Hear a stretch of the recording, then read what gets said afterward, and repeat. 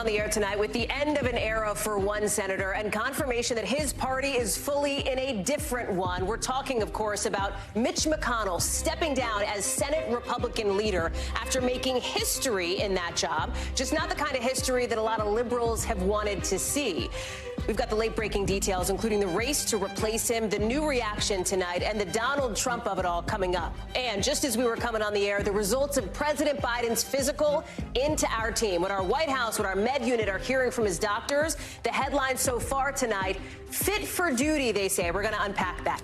Plus, the second biggest fire ever in Texas, burning a hole the size of Rhode Island in that state. More on what's making these flames so hard to fight.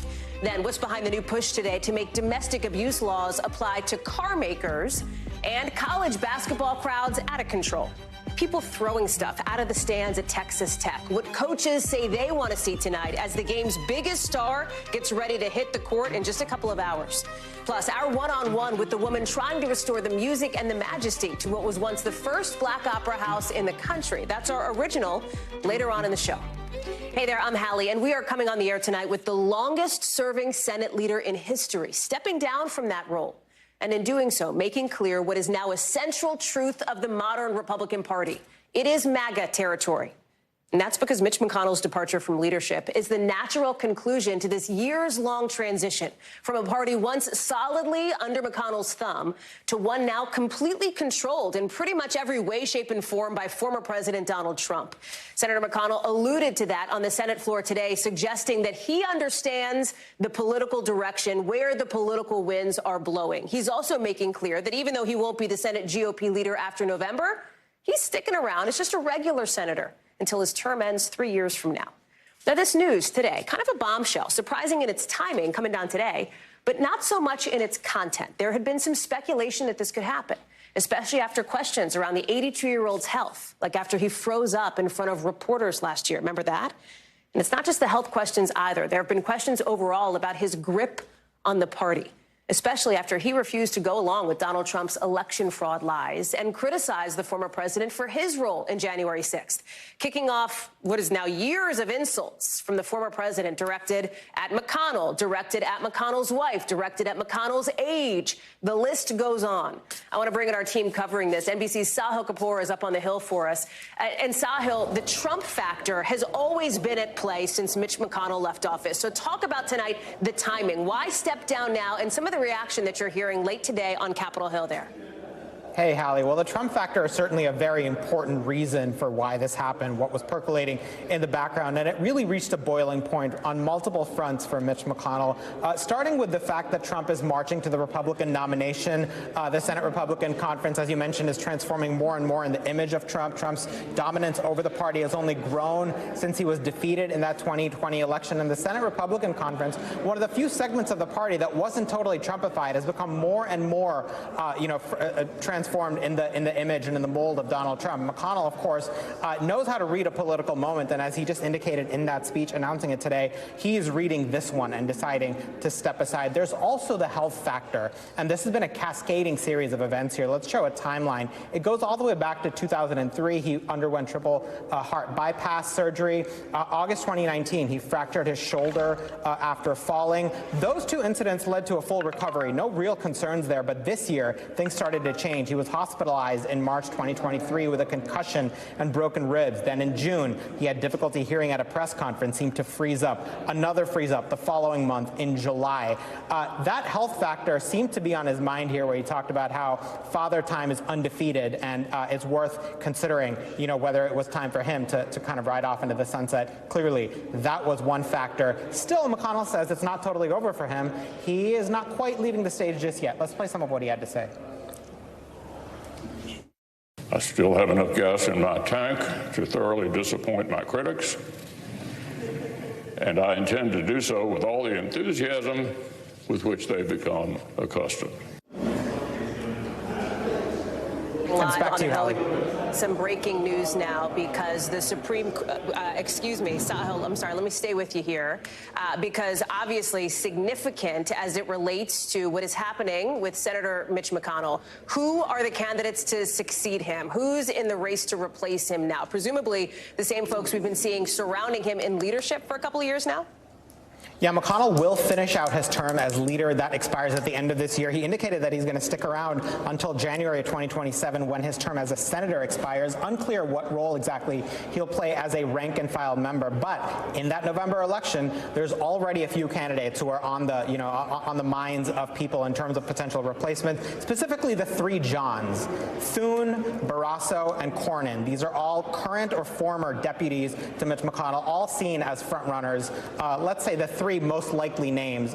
One of them is most likely going to be McConnell's successor, and the jockeying will begin immediately. It's already kind of been happening, in the shadow game behind the scenes. These leadership battles, Hallie, are usually decided long before the actual election takes place. We're going to break in here for an NBC News special report. We do have some breaking news now.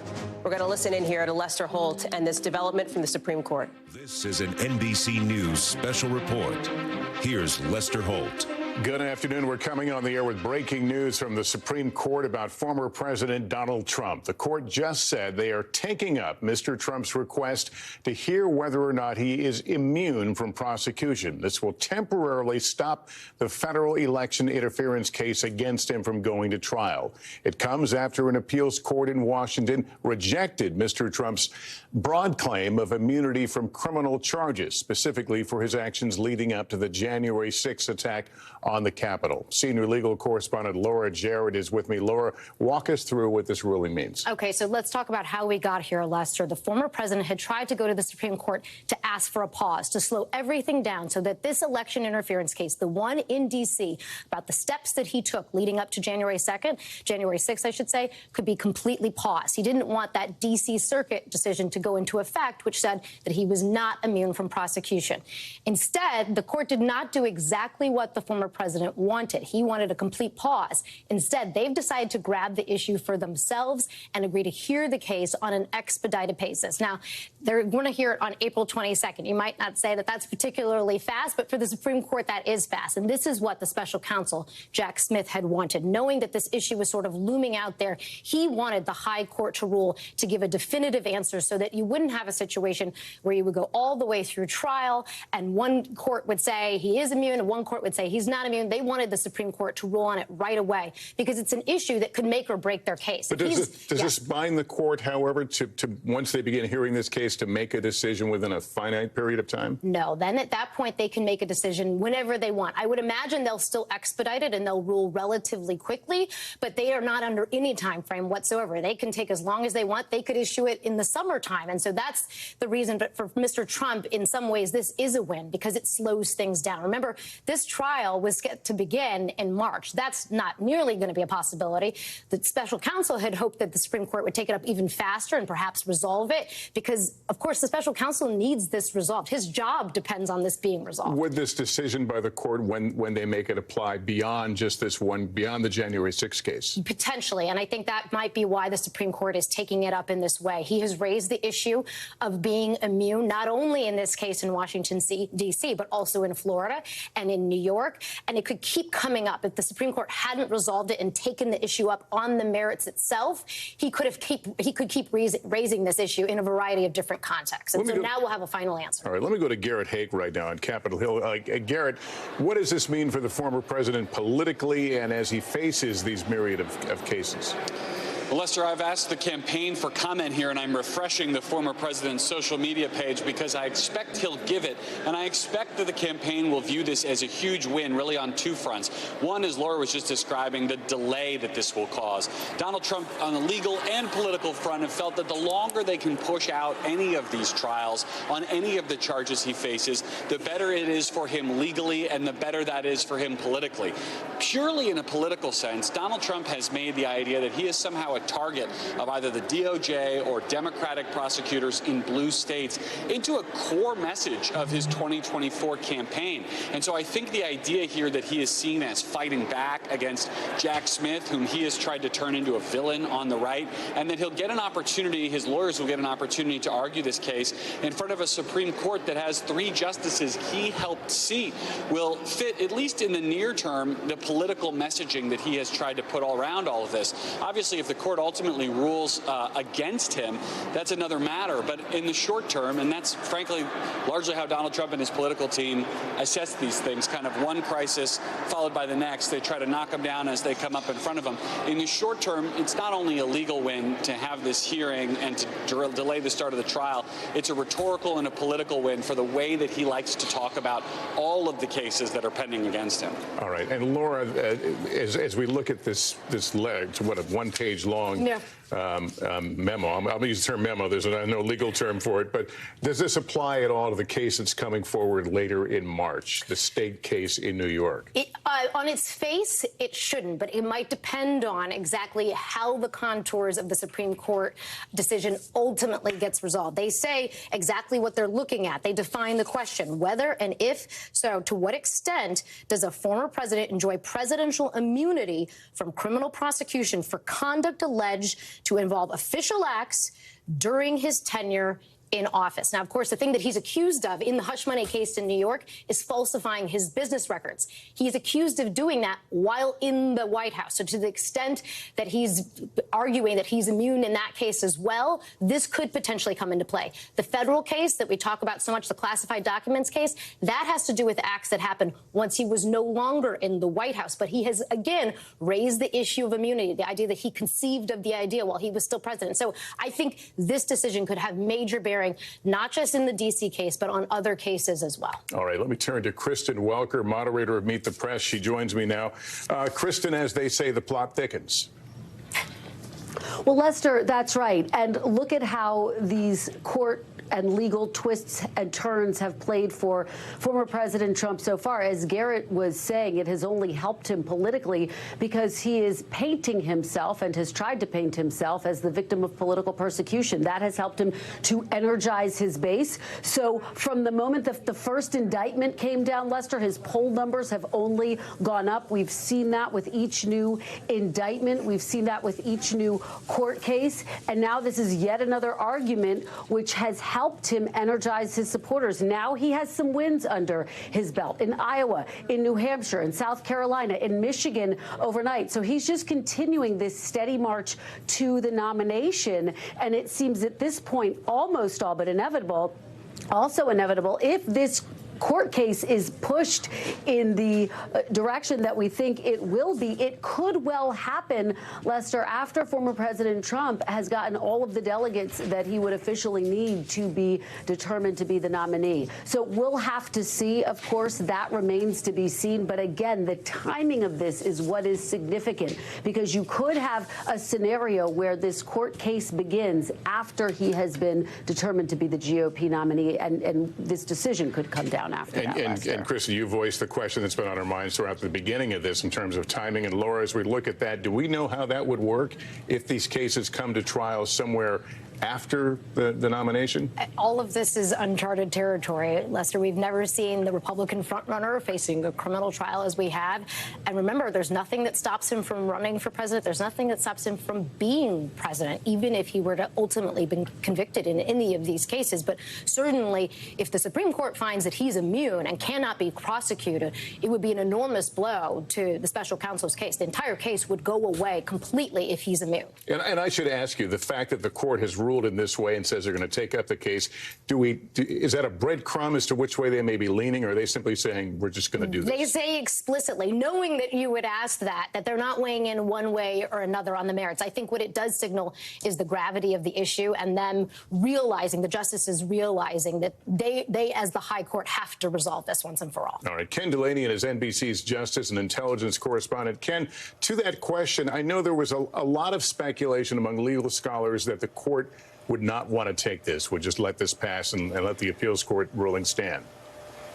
You're absolutely right, Lester. As a matter of fact, I was at an event this morning with a lot of current and former Justice Department officials and other legal experts, and that seemed to be the consensus. They didn't believe that the Supreme Court would take this case. They thought the appeals court ruling would win the day. That's obviously not what has happened here. And as others have said, this will substantially delay the potential for this case to go to trial. And it starts to run into Justice Department policy, remember, about not influencing an election. The DOJ policy, and it's just a policy, it's not a law, suggests that the Justice Department shouldn't take actions within 30 or 60 days, it's not set in stone, around an election that would tend to influence the election. So it's an open question here whether that policy would apply in this case when it's already been indicted.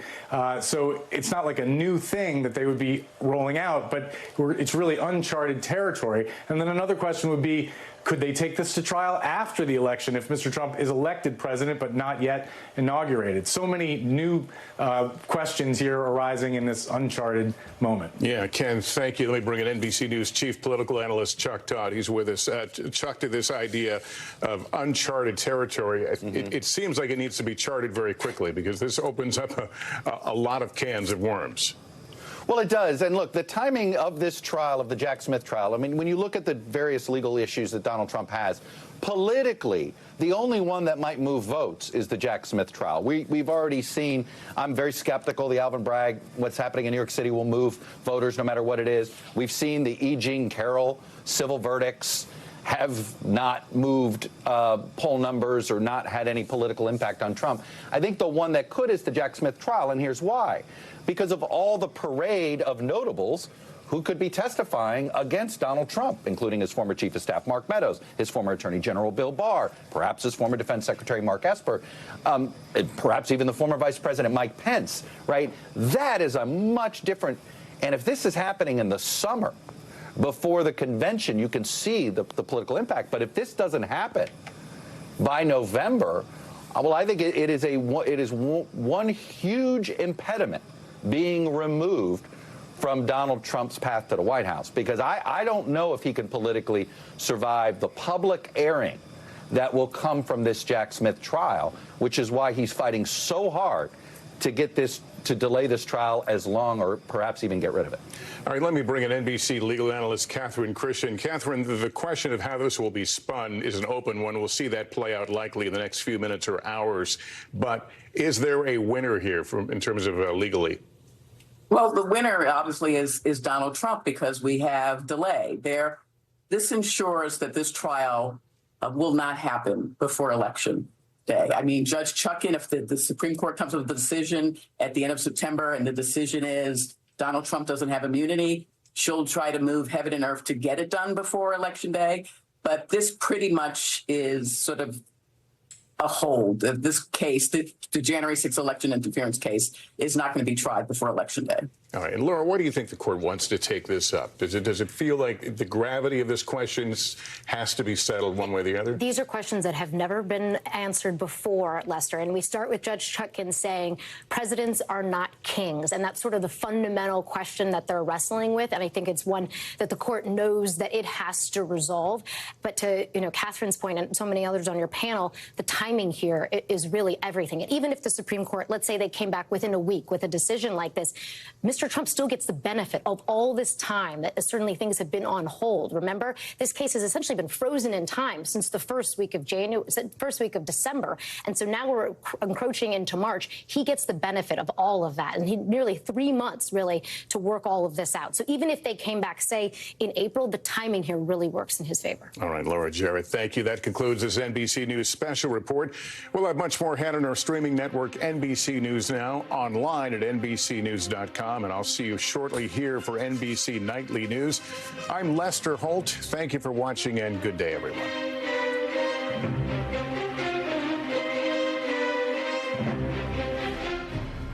You have been watching that NBC News special report, that significant decision by the Supreme Court to take up the case on whether or not former President Donald Trump should be able to claim immunity over some of the criminal election interference charges he's facing. Presidential immunity here. The date to circle on your calendar, the week of April 22nd. That is when the Supreme Court is set to take up this case, to hear oral arguments there. It could take months to resolve, a massive development that could collide, of course, with the presidential election. Monica Alba is posted up near the White House for us. And, Mon, I'm going to ask you to sort of take off your White House hat, put on your campaign reporter hat, somebody who for many years has covered campaigns. And as we look ahead to the landscape between April 22nd and November, there is a lot at play for former President Trump and so many implications as to what the Supreme Court actually does. Certainly, Hallie. This is seismic and significant in its scope because we just don't know, of course, what the implications could be, how long this could go. But the fact that this, for the political calendar, remember, we've been talking for so long about Donald Trump having these two key calendars, his legal dates, the courts, the trials, everything we've seen, and then how that plays out versus the political calendar, the primary calendar, and what we've seen even over the last couple of weeks and months with some of those dueling cases on the same exact day. And now we're talking about this major question that sort of undergirds the entirety of some of these things, which is, can a president have immunity from alleged crimes while he was in office? And of course, we're talking about the major election interference case, Jack Smith's investigation into what happened leading up to January 6th and former President Trump's efforts to overturn the results of the 2020 election. So the fact that the Supreme Court is taking up this case means that we don't know when they could potentially have a resolution or a ruling on that. And then, depending on what that is, then we would have to see whether there would be enough time for there to be a trial if it's found that he is not immune from those alleged charges. Then you're talking about a very, very narrow window. We're talking about very few months potentially where they would have to have this larger election interference case trial take place ahead of November. Now, the really important thing to underscore here, Hallie, is that this trial did have a date. We thought it was supposed to take place in the coming weeks, and now the appeals and where this went all the way up to the Supreme Court has changed that. So that is where we are, but we really don't have a playbook for what happens from here because this is totally uncharted waters legally and politically. How did Lester phrase it there on the special report? Lots of cans of worms that are set to be opened here. Monica, thank you. Let me go to Garrett Haig, who's joining us now as well. And Garrett, as Monica is talking about the process that led us here, I want to remind folks of that key quote from that appeals court ruling that for the purpose of this criminal case, former President Trump has become citizen Trump, with all of the defenses of any other criminal defendant. That was at the crux of that appeal court ruling, and it is, and people see it here on screen, it is exactly this that Team Trump is pushing back on now, Garrett. I cannot imagine that in the last 85 seconds we've heard anything from the campaign, but if past is precedent, obviously they are going to be full steam ahead on trying to make their case not just in the Supreme Court, but in the court of public opinion as well. Yeah, Hallie, a couple things. I can assure you that I'm asking, but so far neither the campaign nor the candidate have commented on this development, although I can tell you that they expected it would come to this. They were always confident that they would get an opportunity to argue this matter in front of the Supreme Court. I'm struck in particular by the salience of that language today, the question about whether Donald Trump is citizen Trump or President Trump for the purpose of this prosecution, because I'm also covering Mitch McConnell today and his decision to leave as party leader of the Republican Party. And I remember the day after he voted to acquit Donald Trump for his role in January 6th in the second impeachment, he stood on the floor and made essentially the argument that the appeals court is making, that now that he was no longer president, Donald Trump would be subject to all the penalties and all the investigations and all the possible criminal cases that any normal citizen would. That was at the time the political argument being made for not to impeach him, and the irony that it comes up again on this day as Donald Trump is now finding that in fact that theory will be tested before the highest court, including 3 members whom he helped seat with the help of Mitch McConnell, is sort of the ultimate full circle moment for something that has been brewing now for 3+ years. Yeah, you're pulling on a lot of threads there, Garrett, but you're right as it relates to what Mitch McConnell has done to reshape the federal judiciary, leading directly to so many critical moments for the Supreme Court, including perhaps the most important decision that former President Trump will face in his time in office, or I should say in or out of office, Garrett. Mm-hmm. Yeah, look, absolutely. I mean, Donald Trump McConnell having made the decision not to hold a hearing for Merrick Garland begot, arguably, the Trump presidency, but it also led to Neil Gorsuch and then ultimately 2 other conservatives on this court who will hear the case of Donald Trump and whether or not he's immune. And I think what's interesting about this is it won't be decided, or at least we don't know if it'll be decided, but it doesn't appear to be that it'll be decided purely narrowly on the case of Mr. Trump. I'm not a lawyer, but reading this order from the Supreme Court, it seems like they want to delve into this broader question of presidential immunity. So we could find ourselves down a very interesting constitutional rabbit hole or constitutional can of worms, to borrow your framing from the previous segment, before this is all said and done.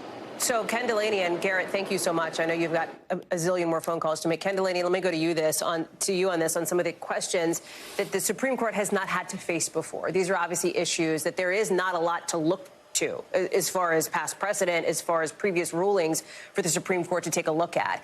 And it is a court that is majority leaning conservative because of the actions specifically of former President Trump. Ken. Yeah, but I'm not sure that this is a particularly ideological issue, So this question of presidential immunity. Yeah. Hallie, well, look, I mean, you know, it's interesting. I was at an event this morning with a lot of current and former Justice Department officials and legal scholars, and the consensus across the room was that the Supreme Court wasn't going to take this case because the Court of Appeals, in ruling against Mr. Trump, was so well-reasoned and was so resounding and logical. Obviously, they were wrong. The Supreme Court sees a reason to take this case, and I could speculate as to why. Look, it's always been the consensus legal opinion that former presidents could be indicted. That's why Gerald Ford pardoned Richard Nixon after Watergate, because everyone assumed that Richard Nixon would be indicted for his Watergate crimes as soon as he left the Oval Office. So that's not really, to the minds of most legal scholars, that's not really what the issue is here. The issue is there are elements of presidential conduct that you can imagine a court would want to say a president is immune for those actions, particularly around national security. For example, Barack Obama ordered a drone strike against an American citizen abroad during his time in office, and that many scholars consider that to be a crime under international law.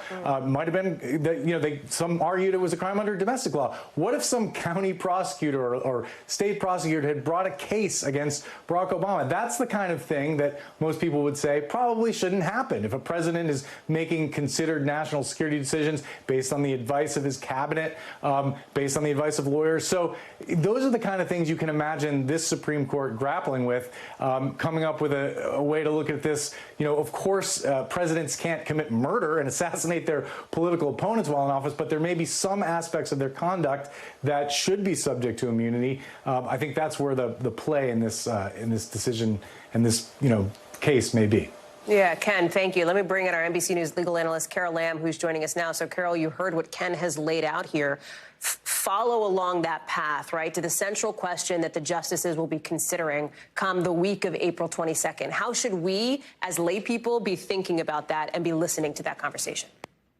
Well, what the court says in its order, Hallie, is pretty broad but pretty clear. It's whether a former president can be criminally charged or can be held at trial to be, on charges of having committed a crime, if he has actually done an alleged official act as president, an official presidential act. But I think the key here, and this is what Ken was saying, is that they said it's whether he can be criminally prosecuted and to what extent.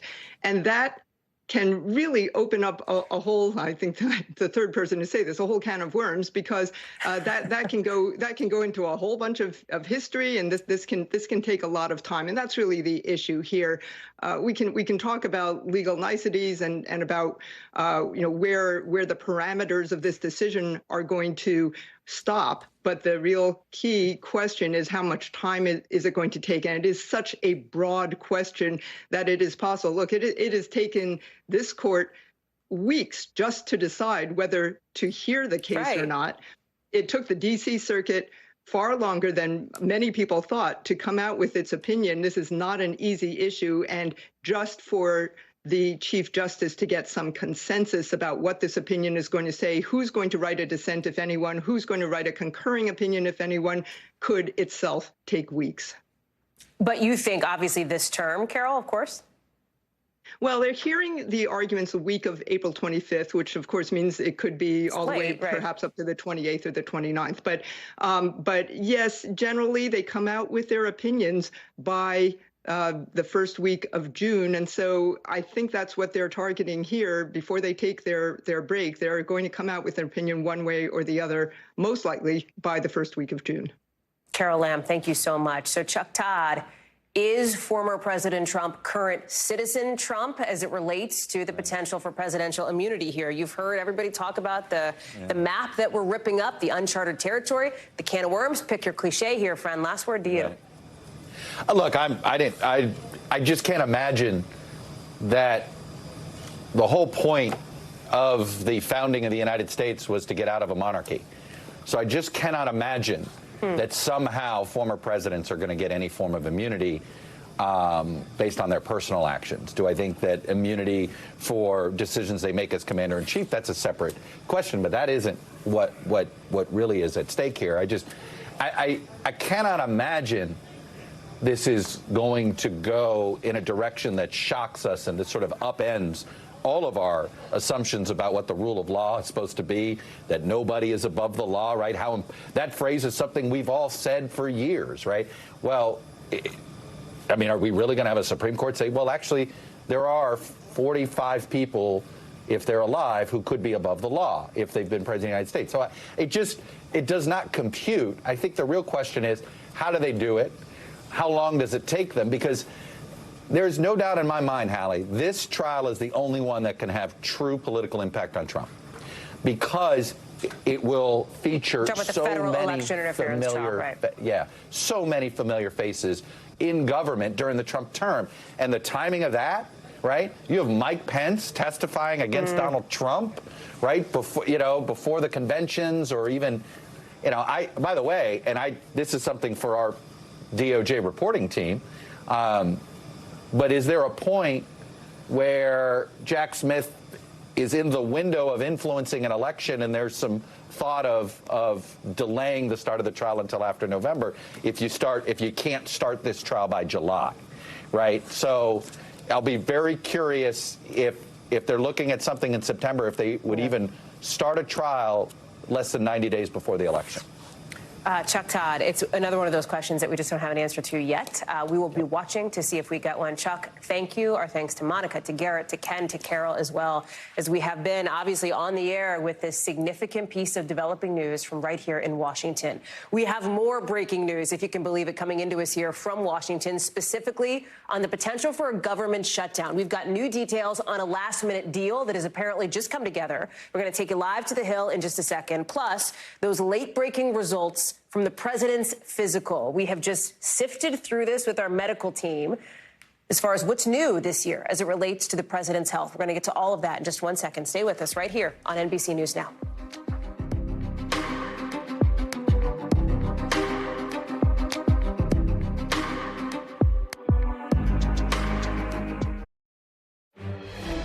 To some breaking news now out of Capitol Hill, because the potential for a shutdown had been the shadow hanging over Washington. The possibility that there could be a partial shutdown come this weekend. Turns out it looks like that will be avoided.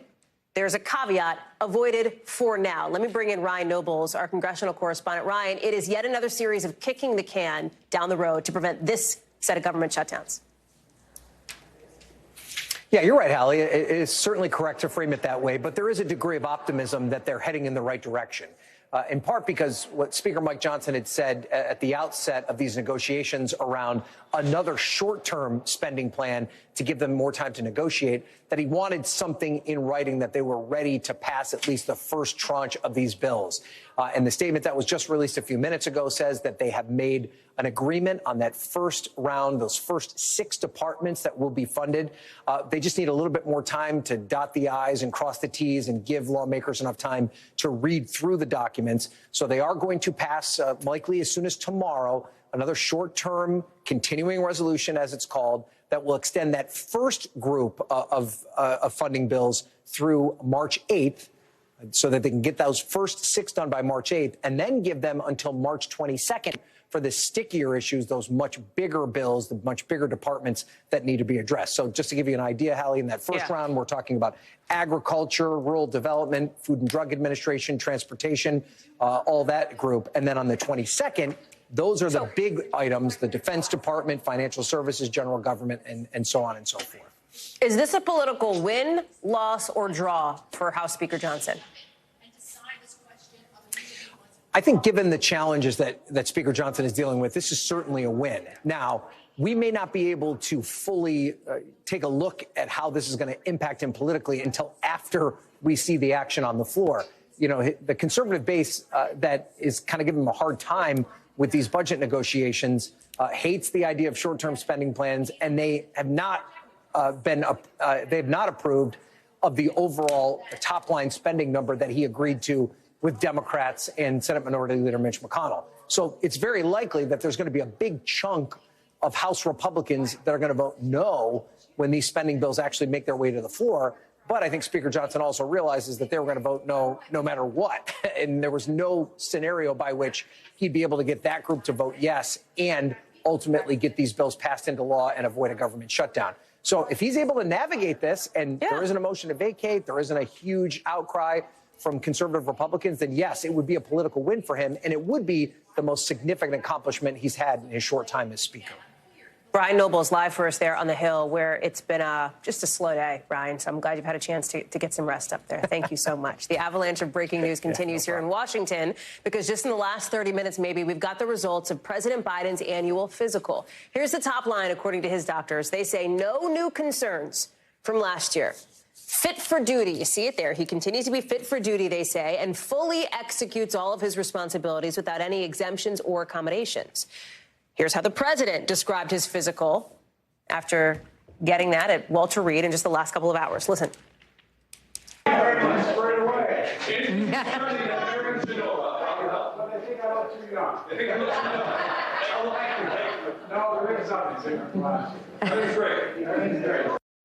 So you heard the president saying, yeah, not really anything different from last year. Let me bring in Monica Alba, who's outside the White House. We just got our headlines from the medical unit of some of the, maybe more minor things that are a little bit different from last year. Walk us through it. Exactly, Hallie. And this is really a partial physical. There wasn't like a colonoscopy. He wasn't under anesthesia. He didn't have to hand over his authorities to the vice president or anything like that. He last did that more complete medical exam at the end of 2021. And then about a year ago, and then today, he did what's known as a partial physical, where they check some other things he's really had, as you mentioned, for some time, like sleep apnea, which we know had been disclosed for years, but something that's new in the last couple of months is the fact that he's been using what's known as a CPAP machine. So at night, he uses that to help with his breathing and to regulate that. And the doctor, according to this letter, said that that has actually had a very big effect on his improvement and that he's pleased with how that has gone. There are a couple other things, like a new medication that he's taking called Nexium, which helps with some reflux issues that he's had in the past. There's also a little bit about his stiffened gait, which is something that has been detailed in his last couple of physicals, which is sometimes when you see the president walk, it's pretty evident, and that does connect to some foot injuries he's had in the past where he could have used some more physical therapy, according to this letter. But also, interestingly and notably, because there was this question heading into it about whether he was going to do any kind of cognitive test. There was no cognitive exam as part of this, but there was a neurological exam, and there were no neurological disorders that were found here. And according to the president's neurologist, he's the one who agreed with the president's doctor that there wasn't a need for a cognitive test. And that comes, of course, Hallie, against this backdrop of people having questions about the president's mental acuity, his memory, his recall, because of things raised by special counsel Robert Hur in that report, which was out a couple weeks ago. Well, so let me play some of this, because the president defended himself on that issue, right? Because this does go, as you point out, it goes beyond the personal to the political, with 3/4 of voters saying that they have concerns about the president's health. According to our latest polling, about half say the same about former President Trump.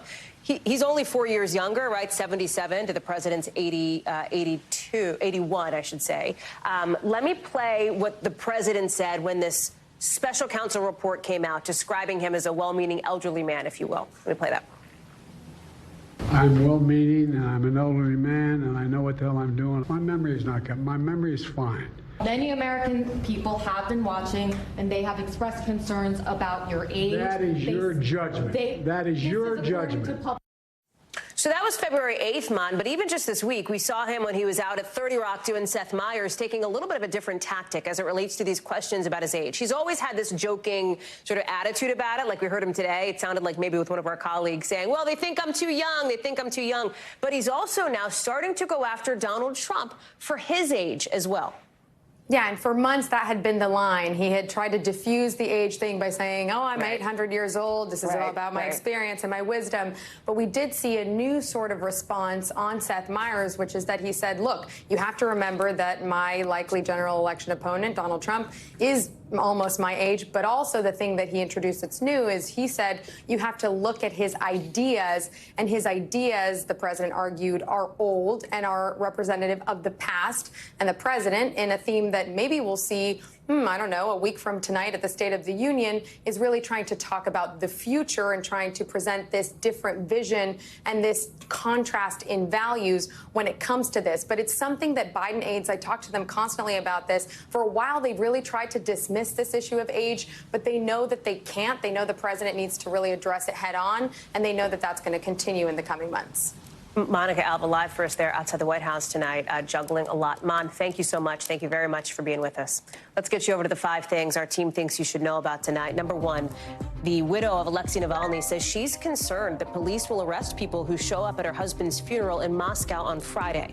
The service was supposed to be tomorrow, the same day as Vladimir Putin's annual State of the Nation speech, but several places apparently declined to host the memorial service, which is something that one Navalny ally blames on the Kremlin. Number 2, also in Supreme Court news tonight, they seem kind of split over a ban on so-called bump stocks. That's this gun accessory that lets semi-automatic rifles fire faster. The Trump administration essentially banned them after the 2017 mass shooting in Las Vegas. Now the court's considering whether that ban was okay. Even if the court strikes it down, you still won't be able to get bump stocks just anywhere because a lot of states already have bans in place. Number 3, a new study says using cannabis every day could put you more at risk of heart attack or stroke. Researchers don't know exactly why, but they say cannabis could be an important, underappreciated source of heart disease.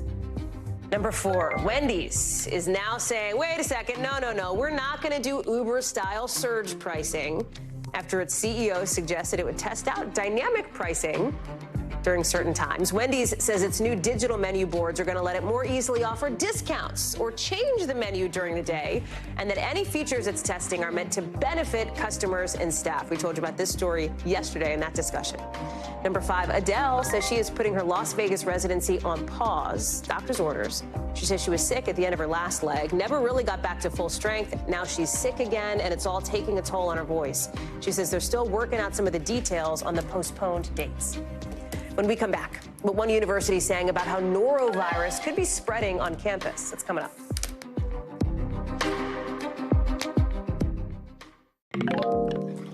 NBC News covers hundreds of stories every day, and because it can be tough to read or watch or listen to them all, our bureau teams have done it for you. This is what they tell us is going down in their regions in a segment we call The Local. Out of our Northeast Bureau, police say they have no suspects, none, in the murder of a pregnant Amish woman in Pennsylvania. She was 23, found dead inside her home. Her 2 little kids were also there. They were not hurt, but according to the Meadville Tribune, police are asking the public for help.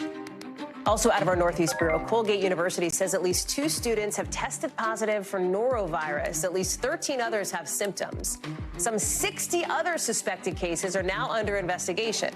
Health officials say most of these issues are linked to events held on and off campus. They think the number of confirmed cases is going to keep going up.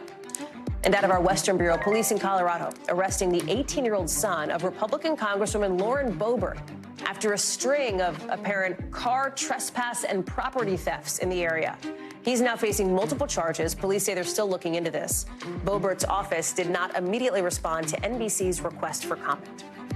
Also tonight, parents say they are still so concerned about their kids' long-term health after they got lead poisoning months after Wanabana recalled its cinnamon applesauce pouches because of high levels of lead. Parents like this mom, Alyssa Magnuson, you see her there with her little 18-month-old baby girl, Stevie. Alyssa said Stevie had high lead levels in her blood after eating the applesauce. She told our team about how guilty she still feels even now. Members of Congress are paying attention here. You see Senator Amy Klobuchar, she is now re-upping her push for the FDA to do something more about heavy metals in kids' food. Watch. You think you're safe when you use a cinnamon-flavored applesauce pack, and it turns out you are basically giving your child poison. The items have been recalled, but people still have things in their cupboard. So the number one goal here is to make sure it's all out of the commerce system. Berkeley Loveless is joining us now. Behind that, of course, story on NBCnews.com. So to be clear, like there is no amount of lead that is safe for anybody, especially not for these little kids. And what's so scary, it seems like, for some of these parents you've talked with, is that it could literally be years before they even have a sense of whether there were developmental issues, whether their kids have long-term impacts from having these tainted pouches. Yeah, so there's a lot of fear and a lot of guilt from parents. So I spoke to 5 families, and one of the moms told me that her child had a blood lead level of 24 micrograms per deciliter. And so to put that into context, the CDC considers a normal or typical level to be 3.5 micrograms or lower. So she feels an enormous amount of guilt about the situation she's in. Another parent told me that doctors informed her that her child may have a speech delay, which is a potential side effect of lead exposure. And then another parent told me that her son developed dark circles around his eyes that won't go away, and that he just overall looks sick. And it's so horrifying to hear about some of the guilt that these parents feel. Like the one mom who told you, listen, I was shopping at the dollar store. I was just trying to, be able to feed my family here and get these pouches that I thought were good for my kids. Yeah, and so Wanabana hasn't released a new statement yet, but they're currently working with the FDA on its investigation. They've also announced that they're going to reimburse for some of the healthcare costs associated with the applesauce recall. But families do want a lot more. There are a handful of lawsuits now against the company for the recall. We heard from Senator Amy Klobuchar there. What can Congress do? What can the FDA do to be more protective for consumers, for kids and families in this instance? Yeah, so a lot of the focus has been on the FDA. So the FDA currently does not set limits on lead in baby food. They did release draft guidance last year, but those have yet to be finalized. But the FDA also says this is a different situation. This may be a case of food fraud. So this might be a situation where you need to get the DOJ involved, or Congress needs to pass a law where they restrict certain imports of food for kids or babies or something like that. But Amy Klobuchar actually had another comment on that as well.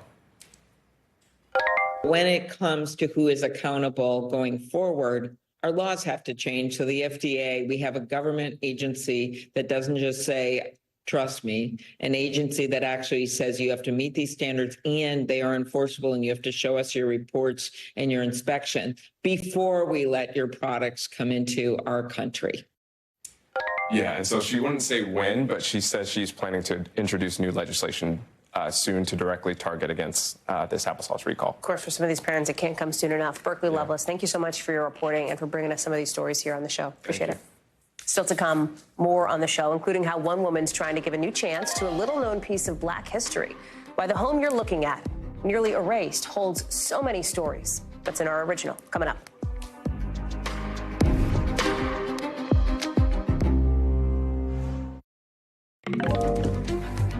So tonight's original now, with in-depth reporting on a topic we've been watching. And tonight, it's not just one topic, but a house. One that's been sitting empty in Pittsburgh for decades, nearly knocked down more than once.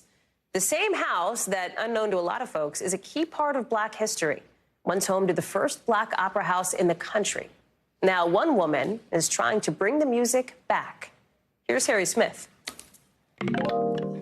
This old house in Pittsburgh's Hill District hasn't just seen better days.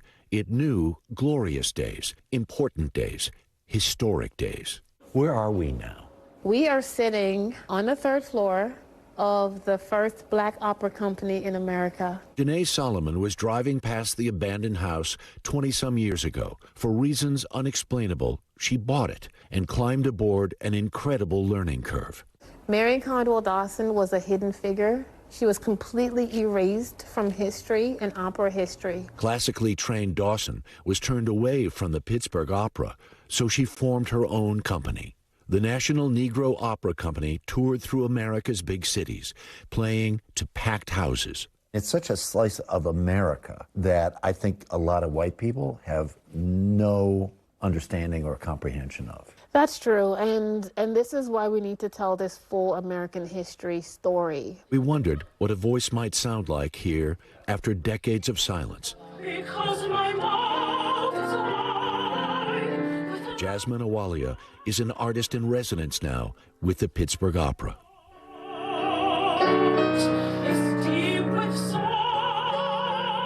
The words of Langston Hughes.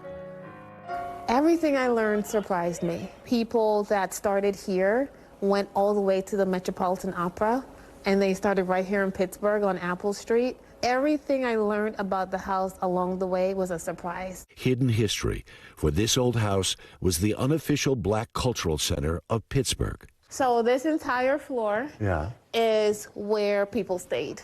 This was the residence of the house. Lena Horne, Joe Louis, Cab Calloway, Duke Ellington. Early Black and brown members of the Steelers and Pirates were said to be welcome here. I would have loved to have been there. I can't even imagine.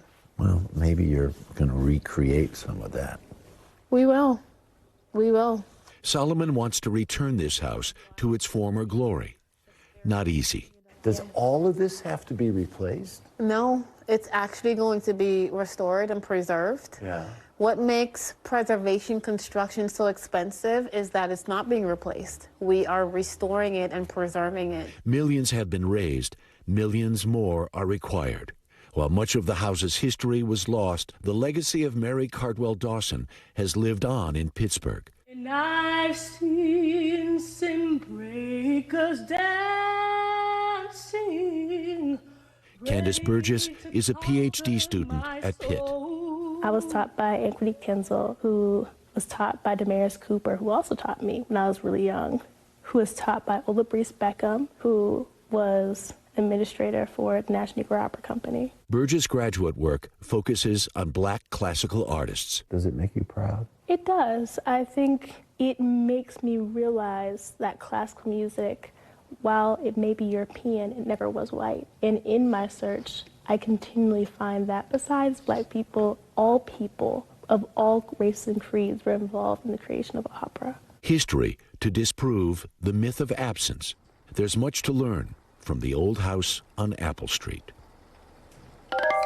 Harry Smith is joining us now. Harry, it's just incredible to watch that. Why did some people back in the day call it Mystery Manor? What's behind that? That's a really good question. So back in the day, there would be a lot of beautiful Cadillacs parked out front, and people said, whose cars are those? Who do they belong to? Well, as it turns out, the house was owned by a guy named Woogie Harris, and Woogie is said to have been the big black numbers runner of Pittsburgh. So what's interesting about that is his brother's name is Teeny.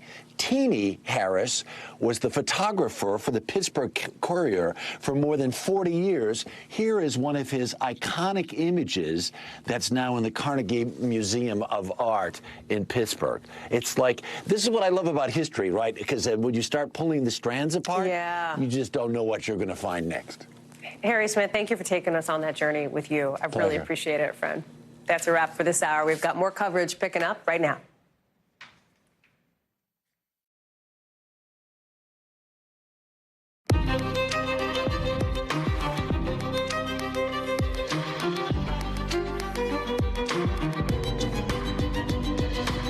We're starting with news breaking all over Washington tonight. First, in just the last couple of minutes, we're learning the Supreme Court has now agreed to decide former President Trump's immunity claim in the 2020 election interference case. This is a big deal. It could have big implications for 2024. We'll talk through it in just a sec.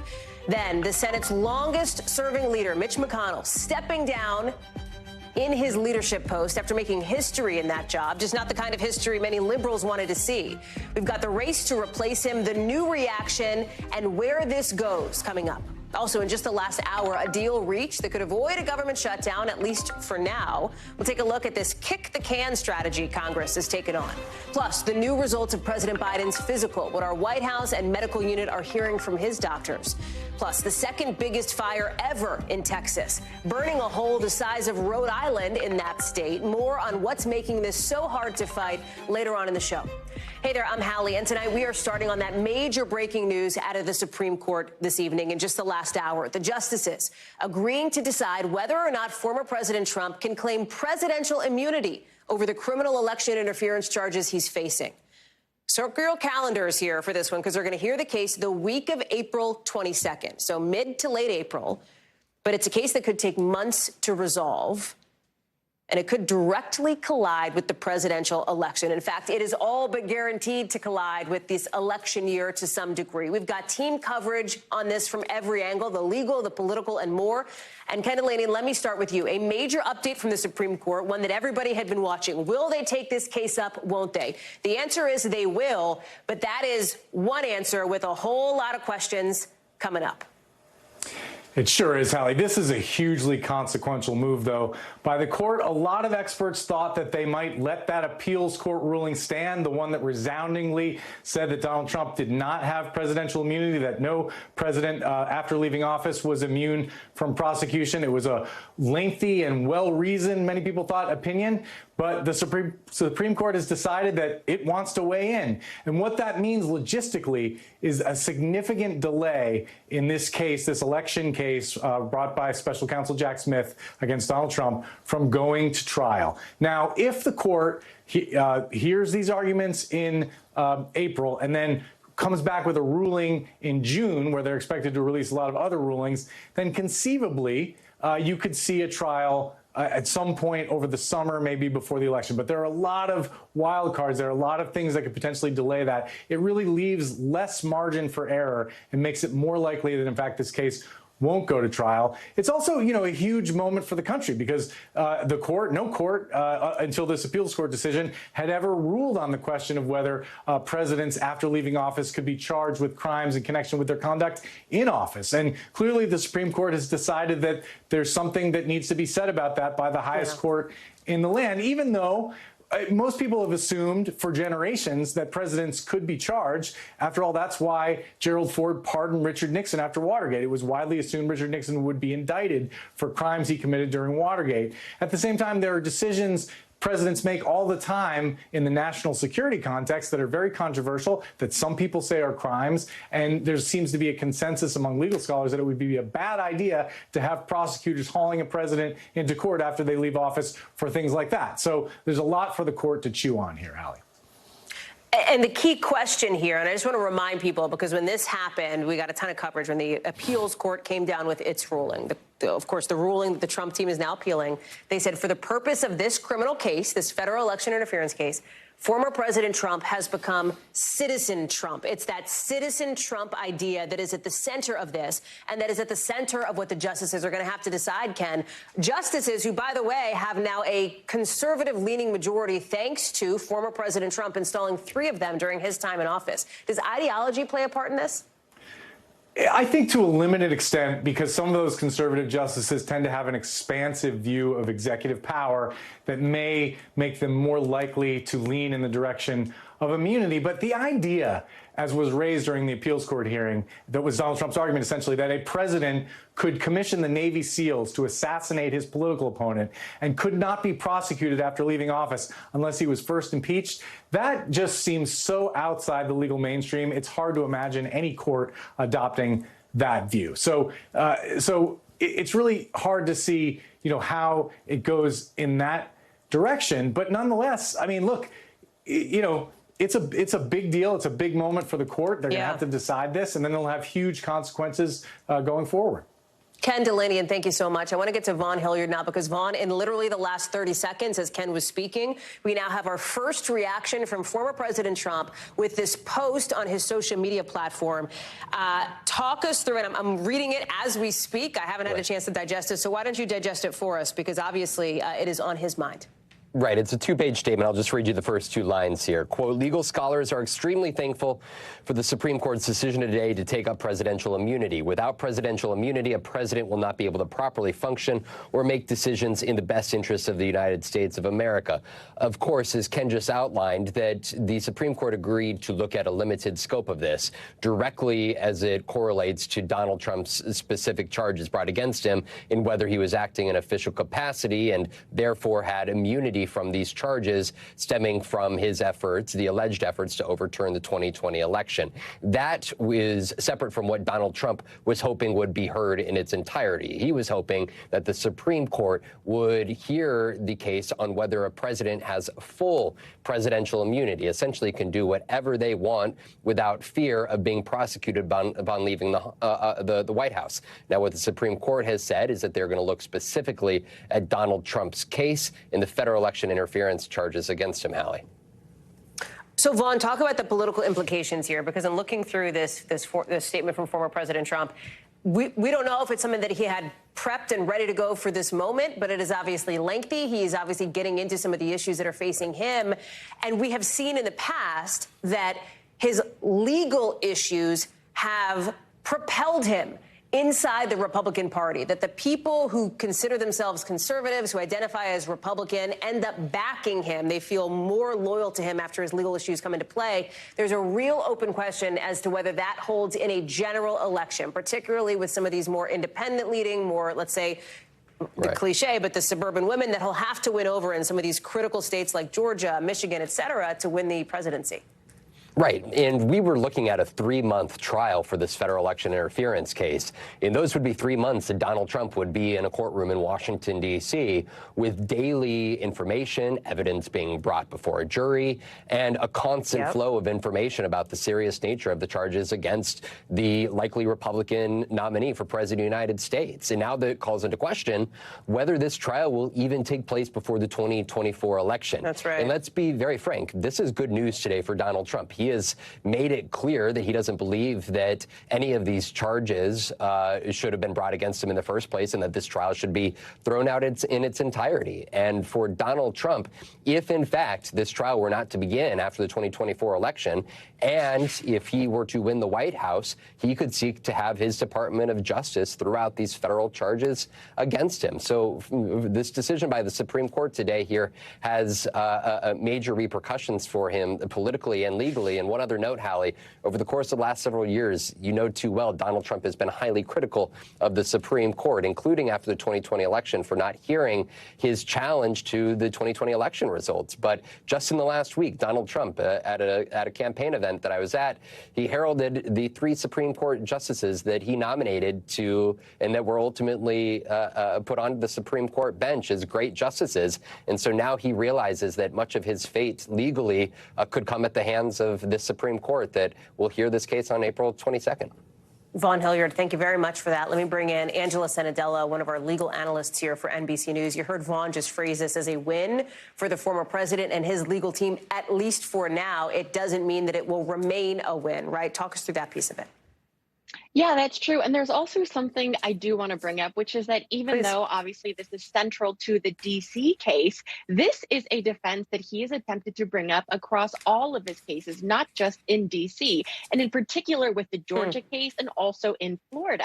So it is very possible that he is going to raise this motion again in both those trials. And look, in Georgia, we saw there were all those fireworks of the questions of the prosecutors and whether or not that would delay the case. But quite logically, this would also delay the case because presidential immunity, if it were to apply, would apply across the board to both state and federal trials. Now, in this case, though, we do expect, just to echo everybody else, that the Supreme Court will likely affirm what the Circuit of Appeals Court did decide, in that there is no way they are going to come down and say Trump has total criminal immunity, or that any president or any federal official does, Hallie. Angela Senadella, thank you so much for that. A lot to juggle tonight, I know. Appreciate you being with us. Also a lot to juggle in Washington out of the Capitol, because Congress late tonight, in just the last hour, has apparently agreed to a little package that will stave off a partial government shutdown, at least for now. That means the new deadline next Friday, March 8th. So it's basically a kick the can for a week kind of a situation to see if they can figure out something more long term. That would avoid the partial shutdown of some of the departments you see here: agriculture, housing, transportation. They're giving themselves another 3 weeks to deal with the biggies, with the deadline there, March 22nd, for Department of Justice, State Department, et cetera. In the last half an hour, we're getting a statement in from the White House saying that a bipartisan agreement would prevent a needless government shutdown. They're praising it, saying that it would give Congress more time to work on some of these spending packages. Ryan Nobles is joining us now. So it's interesting, Ryan, because on the one hand, it is something we've seen from from Congress before. Kick the can a little bit to try to get to a solution. On the other hand, you are getting glimmers of optimism from some of these leaders who think that, hey, that this might just buy them enough time to get to something more long term. Yeah, that's really the vibe that we're getting up here, Hallie, that the lawmakers are in widespread agreement over basically the biggest contours of these spending deals, and that they just need a little bit more time to formalize the language before they can get it into a place where it can actually be voted on. So what we expect to play out here over the next 24 hours is that the House will go first. They'll pass a short-term spending bill that will give them until a week from Friday to get that first tranche of bills passed, the ones that you pointed to, with FDA, transportation, Veterans Affairs, those departments, about a third of the government, and then extend the second tranche of bills, which is the more complicated spending packages that involve the Department of Defense, the Department of State, things along those lines, all the way to the 22nd.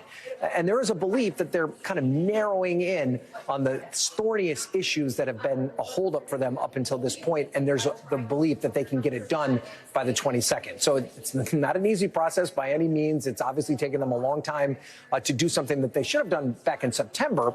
And it's also important to point out that if they do get this done on the 22nd, it will only allow them to get spending approved through this coming September. But nonetheless, in terms of Congress, this is a pretty big victory. So in the plainest of English here, Ryan, fair to say then that not only does this keep the government open for at least a little while longer, but that this is perhaps a win for the House Speaker in wrangling what can be a cacophonous conference, if you will? Yeah, I mean, first we have to see it passed, right, Hallie? We're not there quite fair. yet, and we also have to see if there's any sort of, and we also have to see if there's any aftermath after it does pass, because we think under any circumstances there's going to be a significant number of conservative Republicans, the ones who could put Speaker Johnson's job in danger the most, that will vote against this package. The question is how much they will blame Speaker Johnson for working with Democrats to get this done. But the simple fact of the matter is, and it seems as though Speaker Johnson seems to understand this, there isn't going to be government funding if there isn't a bill that both Republicans and Democrats can agree upon. He's chosen the path of governing this time around, Hallie. Will he choose the path of governing when it comes to other big issues like that supplemental package that would provide funding to Ukraine and Israel? That remains an open question. But on this question right now, the Speaker's choosing governing as opposed to partisan politics. Ryan Noble is live for us there on Capitol Hill. Ryan, thank you. Of course, the Capitol, a busy spot today, because we've also learned tonight that the longest-serving Senate leader in history is stepping down from that role, and in doing so, making clear what is now a central truth of the modern Republican Party. It's MAGA territory. And that's because Mitch McConnell's departure from leadership is the natural conclusion to this years-long transition from a party once solidly under McConnell's thumb to one that is now completely controlled in pretty much every way, shape, and form by the guy you see on the left of your screen, former President Donald Trump. Senator McConnell alluding to that on the Senate floor today. Listen. Believe me, I know the politics within my party at this particular moment in time. I have many faults. Misunderstanding politics is not one of them. McConnell making clear he doesn't misunderstand this political moment. He's also making clear that even though he's not going to be the Senate Republican leader after November, he's sticking around as just a regular senator until his term ends 3 years from now. So listen, this news, while surprising in its timing, surprising that it's coming down today, not necessarily surprising in the content of it. There had been some speculation that this could happen, especially after some questions around the health of the 82-year-old, like after he froze up in front of reporters last year, remember? Are you good, Mitch? Okay, Mitch. Anything else you want to say, or should we just go back to your office? Do you want to say anything else to the press? It's not just questions about his health. There have been questions about his grip on the party, especially after he refused to go along with Donald Trump's election fraud lies and criticized the former president for his role in January 6th, which kicked off what is now years of insults from the former president directed at McConnell, directed at McConnell's wife, directed at McConnell's age. The list goes on. Mitch McConnell, the old crow, the old broken down crow. Mitch McConnell is the least popular politician in the country, according to but no, he's an old broken down crow. Just a sampling there from the former president. I want to bring in our team covering this. NBC's Sahil Kapoor is on the Hill for us. Chuck Todd is joining us as well. Sahil, let me start with you first, because you can't talk about McConnell's departure from leadership without talking about the Donald Trump of it all here. That's absolutely right, Hallie. This is a seismic development driven by a mix of political and personal considerations. The political is largely Donald Trump related. Mitch McConnell's influence within the Senate Republican Conference used to be formidable. He had this extraordinary ability to move votes along, to convince people of bills that he wanted to pass and to kind of move them in his direction, all rowing together. Donald Trump has really disrupted that over the last few years. The Senate Republican caucus used to be one of the few parts of the GOP that wasn't totally Trumpified. That is really changed, and we saw a stark example of it just in the last few weeks when McConnell struck a deal to authorize Ukraine aid and toughen border security. His conference overwhelmingly rejected him. Just 4 members of the Republican conference supported that. So recognizing the politics of that, I think McConnell saw that his days would have been numbered whether or not he wanted to stick around. Then there's the personal, and health, of course, is a factor here. Let's show a timeline of some of the things he's dealt with. It goes all the way back to 2003 when he underwent a triple heart bypass. August 2019, he fractured his shoulder after a fall. Those 2 were relatively isolated incidents, but more recently this year, he was hospitalized with a concussion and had 2 high-profile freeze-ups that were, highly discussed in the conference. His members also, I think, saw that, and there was a lot of speculation about his future. Hallie, McConnell said in his speech today that Father Time is undefeated, an acknowledgement of his own health. Well, I mean, Father Time, right, is a specter for us all. And what's interesting is the way that he has been sort of a presence in Washington politics for so long. President Biden is responding to this just a couple of hours ago. Let me play what the president had to say. I trusted him. We've had a great relationship. We fight like hell, but he never misrepresents me. I'm sorry to hear him step down. So some praise from the president there, perhaps something that is driving what you heard former President Trump talk about, which is the displeasure of some Republicans for Mitch McConnell here. What's up with the race to replace him? Who seems to be having the pole position for that one? Yep, praise from the president as well as former Speaker Nancy Pelosi, who, among other things, talked about McConnell's patriotism, had a modicum of positive things to say about him on that front. She'd also served and led her conference in the House Democrats, among House Democrats for a very long time. Now, the race to replace McConnell, the front runners for this job are 3 Johns: Thune, Barrasso, and Cornyn. These men are all current or former deputies to Mitch McConnell, and it's very likely, unless there's a very wild, unexpected surprise out of left field, it's going to be one of these 3 men that takes McConnell's job. In terms of who has the inside line right now, it's a little bit difficult to see. The jockeying is about to crank up, Hallie, in a pretty significant way. These battles are usually resolved well before the actual election takes place, which will be in November. A lot of reporting targets for you and the team. Sahil Kapoor live for us on the Hill. Thank you. Chuck, let me go to you here, because remember, in his decades in the Senate, McConnell has been seen at times as a hero on the right, a villain on the left, especially when it came to the remaking of the federal judiciary, which, I mean, listen, he was behind. He helped appoint 234 federal judges since 2015. He blocked, I mean, the Merrick Garland of it all, blocking then President Obama's pick for a Supreme Court justice. That would have tipped the scales in a more liberal direction, only to turn around and then greenlight 3 conservatives onto the court. Help former President Trump do that, which solidified the right-leaning majority, which ultimately led to the overturning of Roe versus Wade, which had been this long-time priority for Republicans. There is a legacy for Mitch McConnell here that liberals hate, but that conservatives at one point embraced, Chuck. He's the architect of the court. He is the architect of the current conservative lean of the judiciary, both in the Supreme Court and, frankly, on all the levels. I mean, he essentially outmaneuvered. He got Harry Reid to change the rules first, and then he changed them too. But he really sort of partisanized, and eliminating the filibuster for judges really almost green-lit what is now, I think, ideologically more divisive judiciary in general, right? I think, unfortunately, when you go to 50 votes plus 1, you almost guarantee that everything is everybody that gets through. If they don't need a vote from the other side, it's going to be a very, very partisan thing. Look, I think his 2 most consequential decisions are 2 we're still living with today. One was what he did with Merrick Garland. You know, that decision. I mean, he created a precedent. He sat on something. He frankly, polarized the country more. I think in many ways, I think he will stand by what he did for politics. It was a consequential decision. And it probably, I will go to my grave believing, had Antonin Scalia never died, Donald Trump doesn't win the presidency. Like, that open Supreme Court seat was that important to skeptical conservatives who didn't like Trump at the time, particularly evangelicals. And then, of course, his decision not to vote to convict Donald Trump. I think many of us believe that he has to, as he has seen this play out, as he has watched, he thought Donald Trump was going away. He thought the Trump era was over, and he wanted to avoid a party fight internally. Well, he never avoided it, and now he has just surrendered. Because in some ways, this is his announcement today, and even that, the clip that he made about the current politics, another way to look at it is he surrendered to the Trump wing.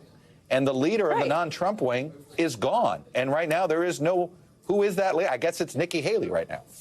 And what's so interesting here, Chuck, right, when you look at even the polling, the majority of Republicans now disapprove of Mitch McConnell, his own party, right? If there is writing on the wall, it is written in Donald Trump's Sharpie. I mean, that's just 100%.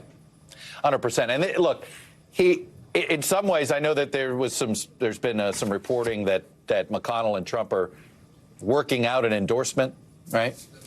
Well, I think this is better than an endorsement if you're Donald Trump. You've got Mitch McConnell promising that if Trump's elected, he's not going to be there. And then essentially, Trump gets to pick. If Trump wins the presidency, Hallie, he will decide who the next Senate Republican leader is. He will have a much greater say in it. If Trump doesn't, then it's a different contest. So, it's going to be fascinating to watch the low-key jockeying here, because, frankly, I think all of it, there's sort of two scenarios, right? A Biden win, I think the Senate Republicans go in one direction. I think that's good news for all the Johns. A Trump win, it could go a whole number of ways, Hallie, but I'll tell you where it won't be going, to the Johns. Maybe John Barrasso, but I doubt Thune or Cornyn. Chuck Todd, as if you needed more to do this election year, then watch this. But thank you very much. I appreciate your analysis and your reporting there. Appreciate it. To the White House now, just down Pennsylvania Avenue, because in just the last maybe 90 minutes, we've gotten the results of President Biden's annual physical. And the top line, according to his doctors, no new concerns. They're saying the president continues to be fit for duty and fully executing all of his responsibilities with no exemptions, no accommodations. But there's some new stuff in this here, too, from our medical unit, that the president's being treated for sleep apnea. He had a root canal, that he didn't need any more treatment on a skin lesion he got removed. In the last couple hours, you heard the president taking a pretty upbeat tone on all this. Listen. Straight away. It's something that Americans should know about. They think I look too young. They think I look too young. They don't like me. No, there is something. Everything's great. Everything's great. You hear the president saying everything's great. Monica Alba is joining us from just outside the White House. Safe to say, Mon, that root canals are almost never national news unless they are obviously done on the president of the United States, right? There is always scrutiny. There is always a spotlight on a president's physical, but perhaps never more so than when you have somebody who is of a certain age. We know that voters have concerns about President Biden's health, his fitness for the job. That has come up again and again on the campaign trail. And we've heard the president again and again try to tamp down those concerns. That's why this matters, not just from a personal perspective for the president, but for a political one, too. Especially in a re-election year like this one, Hallie, where you have the 81-year-old president, the oldest ever to serve, asking voters, hey, keep me here for 4 more years, which means he would be 86 by the time he would serve a second term, potentially. So this partial physical today was an evaluation of certain tests, procedures, meeting with all of his specialists. And according to the White House and according to his personal physician, he is fit to serve through all of that, though they did detail all of these specific things, from his dentistry to the fact that now he does use this CPAP machine to sleep better at night for the sleep apnea, to the fact that that stiffened gait that is pretty evident when you see him walk dates back to some injuries that he's had for some time. And then also because there have been all these questions about whether this was going to include a cognitive test of sorts. It did not. And according to the president's physician, that's because in agreement with the president's neurologist, they did a neurological exam and they didn't find anything there of concern that would require a cognitive test, even though that's something that Republicans and certainly Donald Trump have been asking for, and the White House has been clear that the president doesn't need that at this point, Hallie. Monica Alba live for us there outside the White House. Mon, thank you. Also in the last few hours, I want to show you here the president's son, Hunter Biden, walking out of his closed-door deposition after some of our sources say it got kind of heated with reports of kerfuffles, they say. All Hunter Biden said was it went great. His lawyer going a little bit deeper. Watch. They have produced no evidence that would do anything to support the notion that there was any financial transactions that involved Hunter with his father, period. Remember, that's the big claim from Republicans here, that President Biden benefited from business deals by his family, including Hunter. So far, no concrete evidence of that. Republicans say Hunter Biden's basically a liar. Democrats are calling this whole deposition thing a huge waste of time. It is a mirage to believe that Hunter Biden was engaged in international business. This whole thing really has been a tremendous waste of our legislative time and the people's resources. Defiant and dishonest would be the way that I would describe his testimony so far. The last hour was, I think, a deep-sea fishing expedition. The head of the House Oversight Committee, Congressman Comer, now says he's ready to move to a public hearing in his impeachment inquiry against President Biden. We're going to obviously keep an eye on the timing there and bring you any news as we get it. Let's take it down south because right now burning out of control across Texas, the second biggest wildfire the state has ever seen. Look at that. These are firefighters driving right into those flames with that red smoke, that black smoke filling up the sky around them, those sparks flying past them. You've got state emergency resources there, with the fire now stretching across 850,000 acres. That's bigger than the whole state of Rhode Island. Look at this, the fire. Just burning up home after home, with the flames leaving nothing behind except for the frames of cars burnt to a crisp, basically. You see it there. Part of what's fueling these fires, those unseasonably high temperatures we've been talking about, even as it's set to get dramatically colder tonight. That weather roller coaster setting off intense storms, which triggered nearly a dozen tornadoes in the Midwest. Let's get to Sam Brock now with the latest on these wildfires. Hallie, good evening. Right now, Texas A&M on its state website indicates 5 active fires going on at this moment, and they range in scale and level of containment. But the largest one, of course, is the Smokehouse Creek fire, 850,000 acres, only 3% contained. That already puts it on the state's history books as the second largest fire ever and likely to surpass number 1. It's only about 100,000 acres behind. And this is all going on in the last couple of days. Of course, in February, many people wondering, is that normal for the state of Texas? The answer is typically fire season is March and April. But we're seeing it earlier. We had record-shattering temperatures throughout this week. Dallas, for example, saw 94 degrees only a couple of days ago in February. Combine that with dry conditions and wind speeds that reached 50 to 60 mile-an-hour gusts in the last 48 hours, and it has been deeply problematic. The good news right now, as we hear from authorities from Amarillo out there on the Panhandle to other places like Hutchinson County, is that the wind speeds are now at about 5 to 10 miles an hour. That's very good for firefighting. It helps them as these flames have suffocated so many small towns. Amarillo in the area is the big city. It's a couple 100,000 people. So many of these other places, whether it's Borger or it's Fritch, have between 2 and 10,000 folks. So when you hear about reports of dozens of homes being lost, that's still a substantial portion of the population. In fact, in Fritch, they're being told right now to water boil, and they can't water boil because there's no active gas to heat the water. So all of this right now is really coming to a head. Authorities are doing the best they can to pull in resources from all over the state, as far away as Fort Worth, Texas. Amarillo, certainly Fort Worth, about a 3-hour drive. And the last that we heard from Hutchinson County emergency operation officials was that the state was getting those aerial drops in, more people within the vicinity of the flames to try to douse them. But again, containment, 3% on this historic and what could be largest fire that Texas has ever seen. So far, thankfully, there have been no reports of serious injuries or fatalities yet. But obviously, that could change. Lastly, I will leave you with this. There is an atomic plant that assembles and disassembles atomic bombs, the main one in the United States. And we are told that it is not in danger. At no point was it in danger, although there had to be preparations in case the worst situation did evolve. Thankfully, it did not, and all is stable, at least there. Hallie, let me send it back to you. Sam, thank you. Coming up here on the show, some new recommendations from the CDC today over spring COVID boosters, who they say should get one. Plus, what's getting even more expensive at Disney World.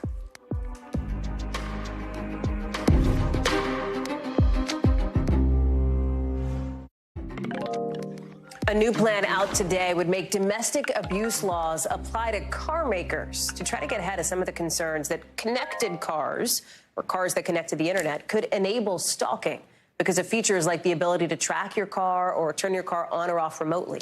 The FCC tonight making its case for these new rules. Here's Maura Barrett. New sophisticated features in the auto industry, like location tracking and the ability to control your car remotely, were intended to be a selling point for consumers. But now, concerns the tech puts lives in danger. Many of us step in our cars every day and don't really realize how that technology could be used against us. The FCC stepping in to combat cases of technology-enabled stalking, where those high-tech tools were allegedly used against domestic abuse victims. We hear from survivors every single day who are experiencing what we call technology-facilitated abuse, which is abuse that is really any form of technology that is being used to carry out that control and harassment. Chairwoman Jessica Rosenworcel wants to stop abusers from using connectivity tools in vehicles to harass and intimidate their partners by ensuring manufacturers and wireless providers can support survivors who want to disconnect from abusers with access to their vehicle and manage geolocation data. She wrote, "A car is a critical lifeline. Survivors of domestic abuse shouldn't have to choose between giving up their vehicle and feeling safe." Is this the FCC stepping in to regulate because the automakers didn't put enough privacy protections in place as it is? One of the problems is that the privacy protections that are in place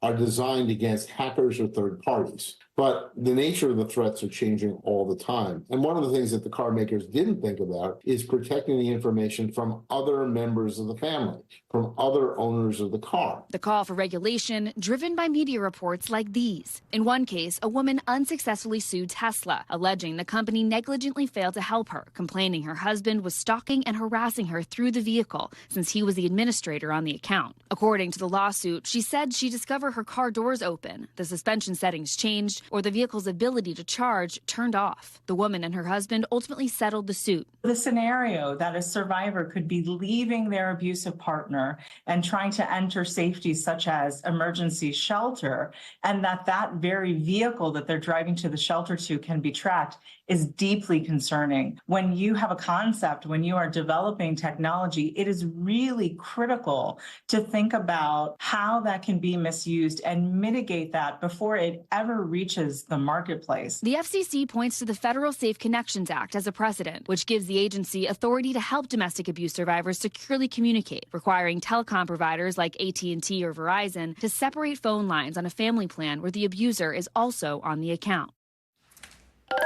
Maura is joining us now. And Maura, the FCC typically regulates stuff like TV, like radio, but this new proposal is kind of some new territory, right? Car makers. What are the car companies saying about this tonight? Well, we reached out to several different car makers that have this connectivity ability, and the ones we heard back from, Toyota, GM, said that they had nothing else to add. But we did get a preview of how some of these automakers might be reacting because about last month, because the FCC chairwoman had reached out to them, sent them a letter basically asking them what privacy protections they already do have in place when it comes to domestic abuse survivors. Tesla basically dodged the question, citing the ways they have privacy laid out to prevent from hackers.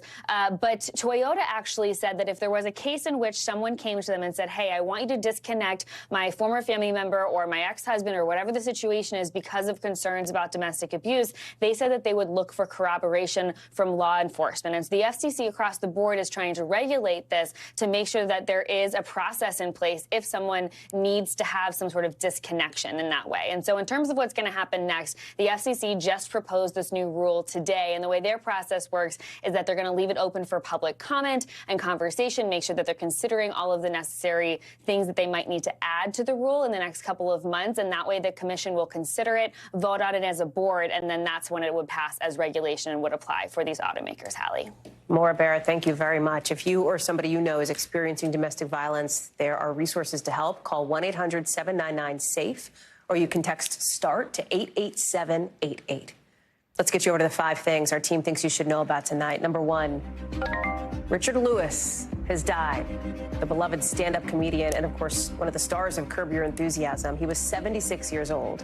His publicist says he died at home after a heart attack last April. He said he'd been living with Parkinson's disease. So many people around the country and around the world remembering Lewis tonight. Number 2, Idaho, delaying the execution of one of the longest-serving death row inmates in the country today after a failed attempt at a lethal injection. The prison says it couldn't get an IV line to give serial killer Thomas Eugene Creech the deadly drug. He's been in prison for something like 50 years. The Idaho Corrections Department says it's considering next steps. Creech's lawyers say it all shows that the department cannot carry out, in their view, a humane execution. Number 3, the CDC today recommending some people get a COVID booster this spring. If you're 65 and older, the agency says you should go ahead and get another shot. A group of advisors to the CDC said earlier the booster would give people in that group the best protection against the virus this summer. Number 4, Chrysler now recalling more than 300,000 Jeep Grand Cherokees over a steering wheel problem that could make drivers lose control. Plus, Toyota's recalling more than 300,000 Tacoma pickup trucks because a part can fall off the rear axle, which obviously makes it more likely you could crash. For both of these recalls, you can get the parts fixed or replaced for free. Number 5, here's what's not free. Going to Disney. They're getting even more expensive now, raising prices for the cheapest ticket by $10 from $109 to $119 for next year. Some of the single-day tickets went up by like $20. When we come back, what we're learning about the hospital visit for Pope Francis today, plus how Olympics organizers say they'll try to keep athletes cool with no air conditioning in the Olympic Village.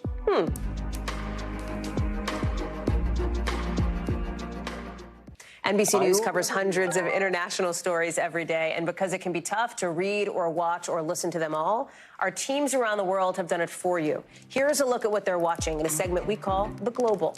Out of Ghana, the parliament there passing a super strict anti-LGBTQ+ law. It would make what they're calling the promotion or sponsorship or support of LGBTQ+ activities punishable by up to 5 years in prison. If the president signs it, the law would become one of the harshest of its kind in Africa. Gay sex is already illegal there. Out of the Vatican, Pope Francis briefly going to a hospital in Rome today for some diagnostic tests. Remember, he has the flu. He's been canceling some appearances recently. The Vatican did not immediately comment on his condition. And out of France, the Olympics organizers for Paris are getting ready to unveil the Athletes' Village tomorrow, a little ahead of schedule, and without one potentially key component, air conditioning. The Olympics go from July to August. Remember, they are the Summer Olympics, but no AC. So what are the officials going to do instead? They're going to pump cold groundwater underneath the floors. So lucky you, Olympics athletes, get ready to lay down on a floor with some water under you. Woof, woof. Coming up, much more to get to here on the show, including a big investigation by NBC News. Going one-on-one with parents of kids who got lead poisoning linked to those recalled applesauce pouches. We'll tell you why they're still so worried. Coming up in just a sec.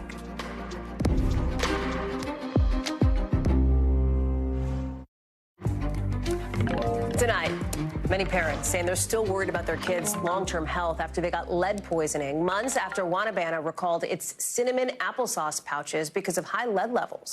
We're talking about parents like this mom, Alyssa Magnuson. There she is with little baby Stevie, her 18-month-old baby girl. Alyssa says Stevie has high lead levels in her blood after eating the applesauce, telling our team how guilty she feels now. Members of Congress are paying attention here. Senator Amy Klobuchar now re-upping her push for the FDA to do something to do more, essentially, about heavy metals in foods for kids. Listen. You think you're safe when you use a cinnamon-flavored applesauce pack, and it turns out you are basically giving your child poison. The items have been recalled, but people still have things in their cupboard. So the number one goal here is to make sure it's all out of the commerce system. Berkeley Loveless is joining us now. Behind that, of course, story on NBCnews.com. So to be clear, there is no amount of lead that is safe for anybody, especially not for these little kids. And what's so scary, it seems like, for some of these parents you've talked with, is that it could literally be years before they even have a sense of whether there were developmental issues, whether their kids have long-term impacts from having these tainted pouches. Yeah, so there's a lot of fear and a lot of guilt from parents. So I spoke to 5 families, and one of the moms told me that her child had a blood lead level of 24 micrograms per deciliter. And so to put that into context, the CDC considers a normal or typical level to be 3.5 micrograms or lower. So she feels an enormous amount of guilt about the situation she's in. Another parent told me that doctors informed her that her child may have a speech delay, which is a potential side effect of lead exposure. And then another parent told me that her son developed dark circles around his eyes that won't go away, and that he just overall looks sick. And it's so horrifying to hear about some of the guilt that these parents feel. Like the one mom who told you, listen, I was shopping at the dollar store. I was just trying to, be able to feed my family here and get these pouches that I thought were good for my kids. Yeah, and so Wanabana hasn't released a new statement yet, but they're currently working with the FDA on its investigation. They've also announced that they're going to reimburse for some of the healthcare costs associated with the applesauce recall. But families do want a lot more. There are a handful of lawsuits now against the company for the recall. We heard from Senator Amy Klobuchar there. What can Congress do? What can the FDA do to be more protective for consumers, for kids and families in this instance? Yeah, so a lot of the focus has been on the FDA. So the FDA currently does not set limits on lead in baby food. They did release draft guidance last year, but those have yet to be finalized.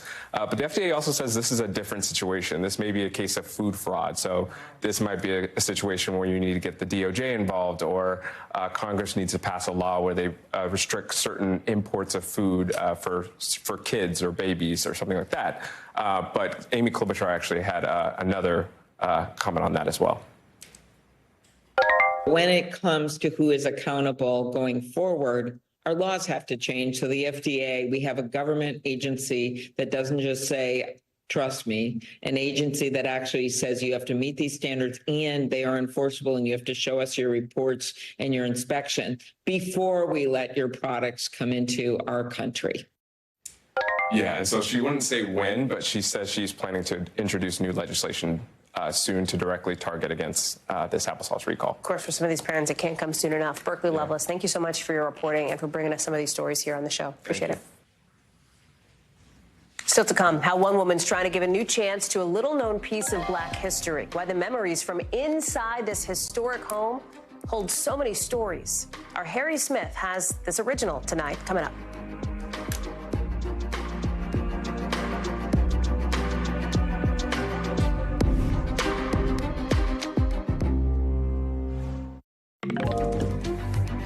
Tonight's original now with in-depth reporting on a topic we've been watching. And tonight, it's not just one topic, but a house.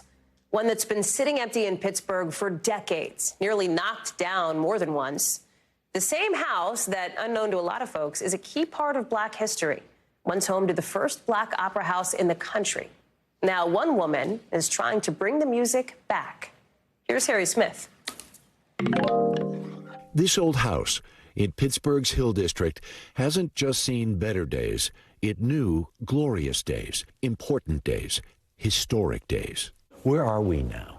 We are sitting on the 3rd floor of the first Black opera company in America. Janae Solomon was driving past the abandoned house 20-some years ago. For reasons unexplainable, she bought it and climbed aboard an incredible learning curve.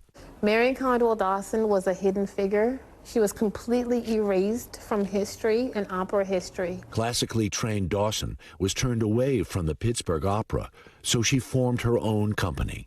The National Negro Opera Company toured through America's big cities, playing to packed houses. It's such a slice of America that I think a lot of white people have no understanding or comprehension of. That's true, and this is why we need to tell this full American history story. We wondered what a voice might sound like here after decades of silence. Because my mouth is alive. Jasmine Awalia is an artist in residence now with the Pittsburgh Opera.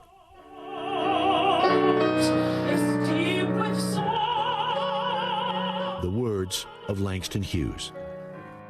Everything I learned surprised me. People that started here went all the way to the Metropolitan Opera and they started right here in Pittsburgh on Apple Street. Everything I learned about the house along the way was a surprise. Hidden history, for this old house was the unofficial Black cultural center of Pittsburgh. So this entire floor is where people stayed. This was the residence of the house. Lena Horne, Joe Louis, Cab Calloway, Duke Ellington. Early Black and brown members of the Steelers and Pirates were said to be welcome here. I would have loved to have been there. I can't even imagine. Well, maybe you're going to recreate some of that. We will. We will. Solomon wants to return this house to its former glory. Not easy. Does all of this have to be replaced? No, it's actually going to be restored and preserved. Yeah. What makes preservation construction so expensive is that it's not being replaced. We are restoring it and preserving it. Millions have been raised. Millions more are required. While much of the house's history was lost, the legacy of Mary Cardwell Dawson has lived on in Pittsburgh. And I've seen some breakers dancing. Candace Burgess is a PhD student at Pitt.